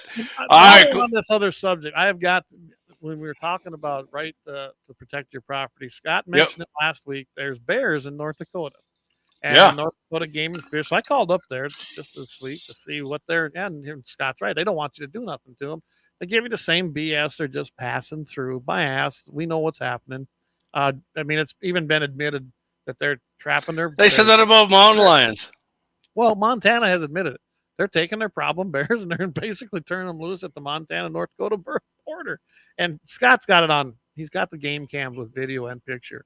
So if they're killing your cows, here's my contention. I went and read the Century Code and what we passed.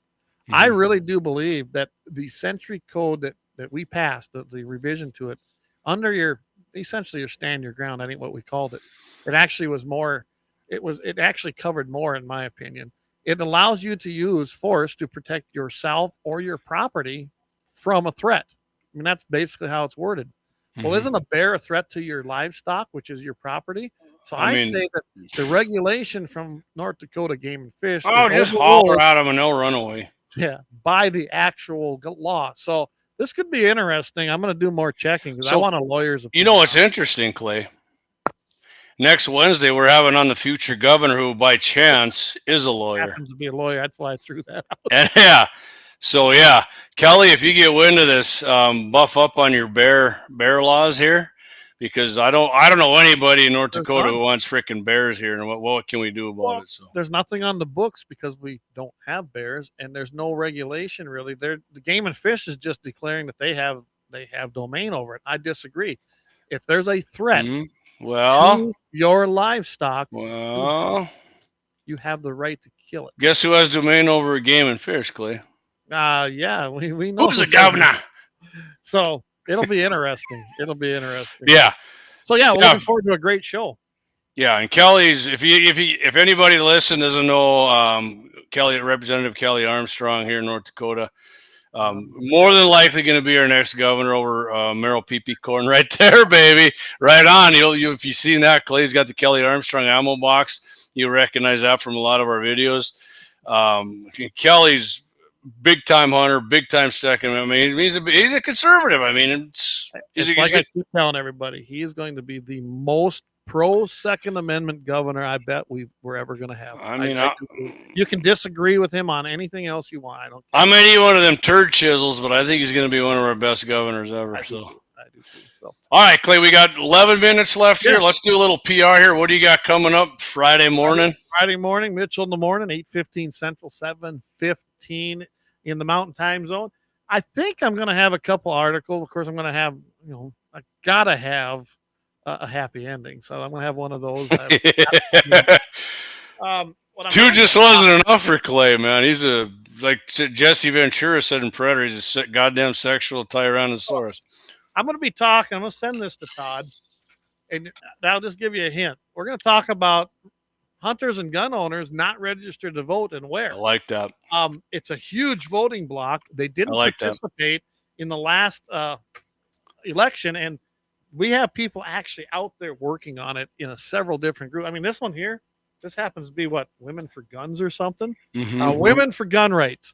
I mean, you got to love these groups that are out there taking up they're taking up the torch and doing it themselves. And that's happening everywhere. So stay tuned. We're going to talk a little bit about that. That might consume the whole show.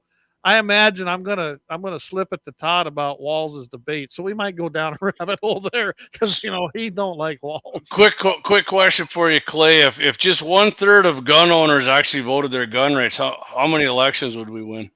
All of them. Exactly. You're exactly right, Clayton. And that's exactly. all. It don't even take a third anymore. They just don't vote.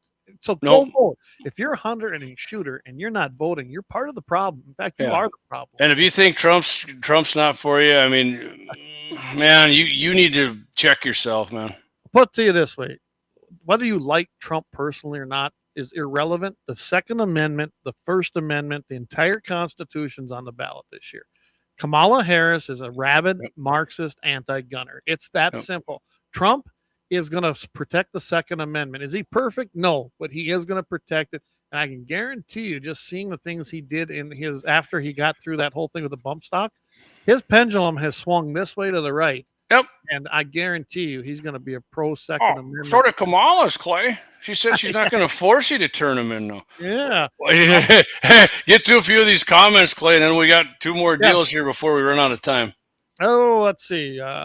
Antelope meat's the best, and Doug says he prefers it. Dead Wolf Resistance. Okay, I'm at Lake Ashtabula area, East North Dakota, where the mountain lions here, game and fish, are lying to us. Yeah, they always do. They're not here. They're just passing through. Eric, black bear is like a big raccoon. They're good eating. They are good eating. Dave says, wasn't black bear under fur bear regulation? I've never seen it under there, but maybe it is. Maybe I missed it. Yeah, it's a big raccoon. Dead Wolf Resistance, he gives big old thumbs up, 100% for Armstrong. Right on, buddy. Right on. Josh says, great show, fellas. Catch you on the next one. And Dead Wolf Resistance, I will vote, and we appreciate that. Get out and vote. Sir. Get out and do it. I guess you could be like a Democrat and do it often, but no, let's follow the law. And then, of course, we have a big announcement. Why don't you take that big announcement? So the first Monday of every month, starting this coming Monday here, Clay and I are going to be on Dakota Mornings with Michael Bell for the whole hour, right, Clay? We're going to Second Amendment, hunting, whatever concerns the outdoors in North Dakota, your gun rights, Second Amendment. Clay and I and Michael are going to be hitting on that. Appreciate Michael for what's it called? Yeah. Gun Day Monday, baby. That's right. And yes, you've heard that term, but guess what? You coined that first up there in Bismarck. Yeah, somebody might say, well, I heard that before, JD. Yeah, you did. You know what? And then I threw the name out for that, and it was used. We started subbing for it for about 8 weeks, and we're taking it back. We threw the lasso out there, wrapped the dally around that horn, and I mean, we got her, baby. Clay jumped off. He's going down there, and he's going to get it. We're going to get it with Clay and Michael Bell every Monday, first Monday of the month, Dakota Mornings, Gun Day Monday, Clay, JD, and Michael Bell. And we got some great topics we're going to be discussing. And who knows? Michael's very interested in the 2A and guns. And I can tell you, we've swung his pendulum, too. So I got a comment says, what? No Twitter comment. Shit, I don't know. I commented on there and it came through. Clay, let's we got to hit some of these. I apologize. Let me catch some of these here from Kelsey. Pork fat bat in the grind grill and serve these with a side of sweet potatoes and cabbage. I am way in on that. I am a huge 21 of them there, 21 people. Sorry, Kelsey. I don't know why they're not coming through here. Only some of them are coming through. We're not right. Okay. He says black bear on blueberries. Hell yeah. Hobo style. 2A, enough said. Pro 2A, vote Trump. And I can tell you our buddy Kelsey got a lot of freaking sweet 2A gear, 2A 701 gear. I wore his hat last week, actually. Can't wear it next week. Having Kelly on, but we might do it when we're on there with Mike Bell. So awesome, man. I apologize. We're kicking ass here on X. X, I'm sorry if your comments were coming through. Usually they come through right on here. Big time story, but over here too. We got over here on the Guns and 701 Rumble channel. We got one from Matthew. Says antelope is good for jerky or pepper sticks. Stenchy, gamey speed goats. Well, only if you run them. I mean, it depends on where you get them. Man, the farther west, I agree. I mean, we're running out of time, but I agree. The farther west I've had antelope, the down goes the taste, man. Ours generally tastes pretty good. It's just like the mule deer taken off our place don't Yeah. have that sagey, gamey. They just don't. Best antelope I've had multiple years. Mercer County. I mean, everything's the best in Mercer County, and pastures are a little rocky, but other than that, yeah. Okay, Clay. Before we're out of time, next Wednesday, who we got coming on with us here? Another special edition. We have House of Representatives for the great state of North Dakota, Kelly Armstrong, and governor candidate also for the state of North Dakota. And I can tell you right now, he's going to be our next governor. So yeah, you go glad to have barrel. Kelly on. He's a huge friend of the show. He loves doing it. He loves to shoot. He loves to hunt. Loves talking it. So we love North Dakota. Yes, we love giving him that break from politics, and that's why we do it. That's awesome. So right on. So real quick before we sign off here, Friday, Mitchell in the morning. Clay's going to be on with Todd. Back on again, 8:15 a.m. Central. Mitchell in the morning. Guns and the 701. This Monday, Dakota Mornings. JD and Clay on with Michael Bell. 10 o'clock hour, 10 a.m. Central Time. And next Wednesday, Clay? Next Wednesday, right here, Kelly Armstrong. And it's the same time, 7 o'clock Mountain, 8 o'clock Central. By the way, I'll answer this question. No, Mike Deacons has not quit. He just need a little time off, and we said, yeah, no problem. So Mike is not quit. He's still with us, and he'll be joining us again. So don't worry about it. All right, everybody, we appreciate you tuning in. We're getting right up against the clock here again. What are you seeing, Axe? Next, so Axe, thanks a lot, and we'll see you guys down on the range. Everybody, keep your powder dry. Eat some beef. Eat some milk or drink some milk. Get out there and wear some fur. Have a great time doing some hunting and shooting. And don't forget Lauer Auto Repair. Get that vehicle tuned up for you for this next hunt season. Thanks again, everybody. We'll catch you here on Friday, bright and early in the morning, 7:15 a.m. Mountain, 8:15 Central. Catch you later.